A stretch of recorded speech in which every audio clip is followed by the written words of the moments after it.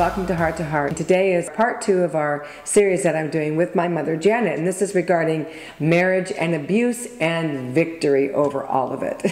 So we left off with, we left my father with nothing, and take it from there, Mom. Well, when we left, we had no clothes, we had no food, we had no car, we had no house to live in.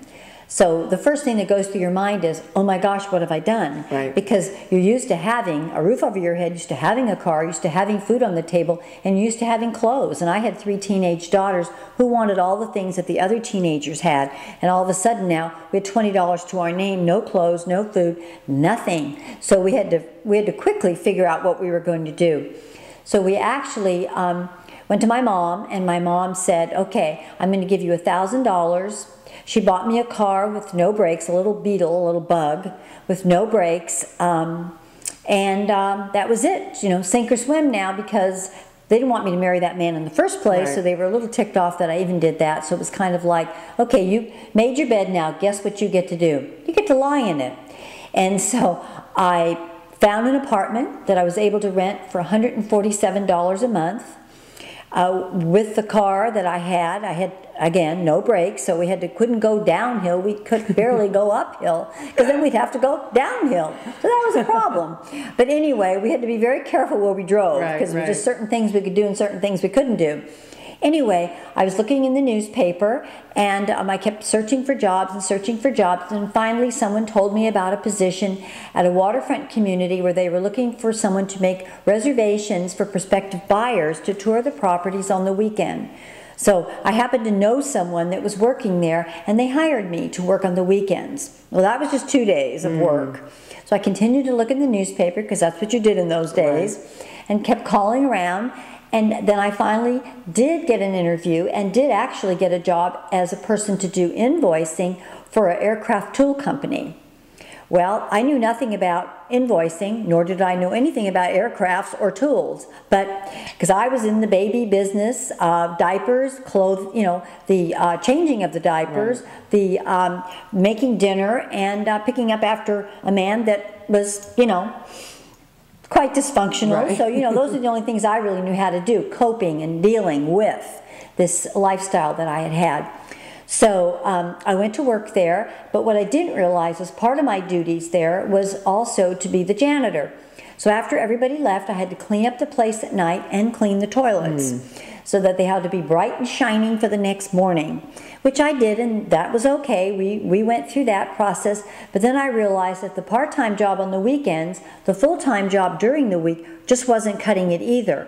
So I found out about an opening at a country club, a yacht club actually, where they needed a switchboard operator at night. I couldn't do it on the weekends because I already had a weekend job, but I would do it at night. So I got that job too. So between the 3 jobs, I was making $750 a month between the 3 jobs. But it enabled us to have this $147 a month apartment, and I was able to actually put some food on the table and put some clothing on my children so that they could look like the other kids. Right. And gas in my car.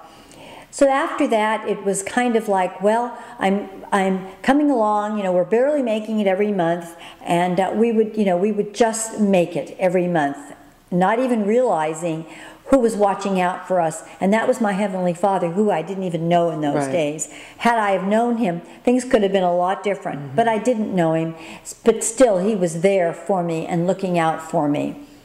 Then I decided that I needed to do something on a long term, some kind of a career path that I needed to take. And I heard about an opening in the position of when we were selling the waterfront community homes, that they were looking for someone to do loans. I knew nothing about doing loans. We were never allowed to have a loan because we never had a job long enough to get a loan. So that, you know, we didn't know. And my husband just went from, you know, from day to day, doing the crazy things he did, and just provided for us as best he could with the ability that he had, which was very limited due to his addiction to alcohol and to drugs. But anyway, so I went in and I asked about perhaps coming to work for this person that needed someone doing loans. And she said, well, what do you know about loans? And I said, well, I know you get a paperwork, you sign paperwork, then you have to pay people back. She said, well, that's kind of a start. Not exactly what I had in mind, but we could start there. And she just happened to be someone that knew a friend of mine, so I was able to use that relationship. So she started me out with a job, and I think the job was about $800 a month. So I still had to keep one of those other jobs in order to maintain my apartment and my little car and my children. So I actually became an escrow secretary. She gave me that opportunity to work as an escrow secretary, which then opened up a whole new window of opportunities for me. After that, I became an escrow officer. After that, I became a title officer. After that, I went into the mortgage business and became somewhat of an authority, that I would say today, in the mortgage in the mortgage industry. So my point in saying all this is, you cannot let the situation rule you. You have to take control of the situation, and you have to say, no, this is not where I need to be. This is not where my kids need to be. And don't worry about the obstacles that are coming in your way. Look past those obstacles and look to what could be yours if you just take that opportunity and just advance towards it. And don't let people tell you you can't do it, because you can do it.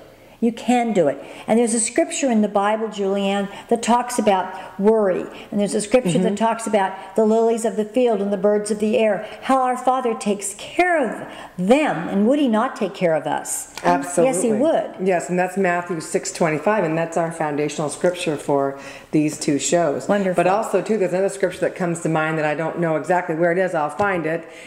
Is about that He always makes a way of escape for us. Yes, He did. And even when she didn't even know him, but see, he was watching over her. I mean, you did have a praying mother. Yes, I did. You know, a different denomination, but she was a praying mother. She was a praying mother. And so, you know what? Listen, God covers us. Yes, He did. You know, and you know what, Mom? Even there's people out there too that you might be a Christian, you might be going to church, but you might want to make your own decision anyway. That's right. So sometimes we have we also have our own opportunity to say yes to Him, or say, I got this one on my own.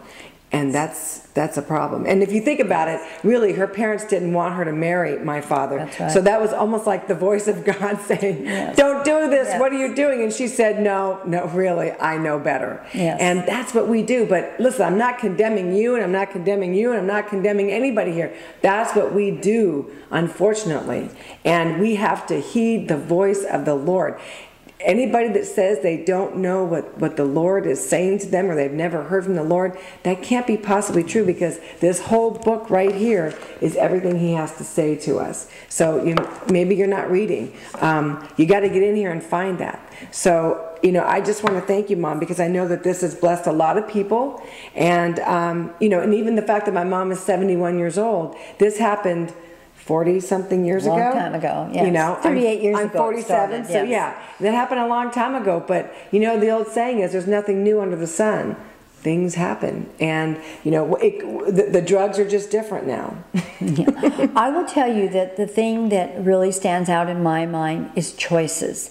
It's the choices that we make that then become what we are or who we are not. And it's the choices that we make that catapult us into a different life or take us down to where we shouldn't be. So I would recommend that before you leap off and do something without praying about it, without asking the Lord for His guidance on it, it's the choices that you're making that will dominate the rest of your life. Yep, well, that's good. It's a cause and effect. Yes, absolutely. Cause and effect. Well, thank you so much. From my heart to yours, this is Janet and Julianne Hartman, and we'll see you soon.